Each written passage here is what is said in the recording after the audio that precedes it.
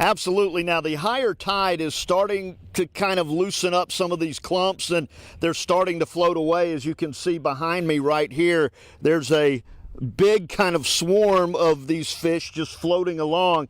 And then if you look at me and then look over here, there's still a very large group of clumps of fish just here. They've been here all night.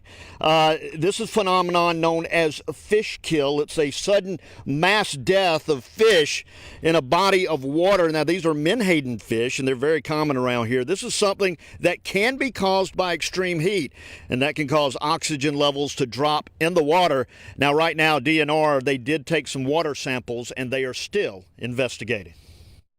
All along the banks were dead menhaden and stuck in the trees on the other side at low tide. Robert Rowe got quite a surprise when he walked out on his dock last night. Tens of thousands of menhaden floating across the creek. From noon yesterday till about 6 o'clock, 6:30 last night when it was low tide, the same amount of fish kept coming out of the creek. We called DNR because we've never seen anything like this. And it looks like small white spots. And like whenever I came up closer, it was just fish. The smell proved to be a bigger issue. You can smell it right now. Actually, I spoke to my neighbor's wife, stepped outside, and her first response was, "What is that smell?" I was under my house and I could smell it from here. And it just smells really bad. And it smells like just dead fish. DNR took water samples and they are still investigating. One expert we talked with says the most likely culprit is the extreme heat, and it's not uncommon to see it happen more at night. In daytime, algae and plants make oxygen when there's sunlight. Nighttime, they stop producing that oxygen and actually respire and consume oxygen. The amount of oxygen in hot water can decrease at night. Fish get very stressed of lack of oxygen and can die.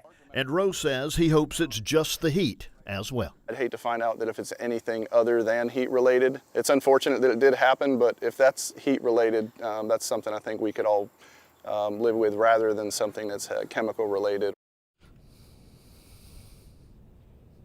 And once again, as you see, these fish are still drifting across the creek here, and DNR will continue to investigate this. The smell out here is awful as well. So a lot going on here in the creek, and we reached out to DNR to get an update to see if they had any new information on the water samples that they took.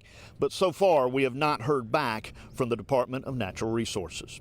Live here on Turkey Creek, working for you, Webb Wright, News 4.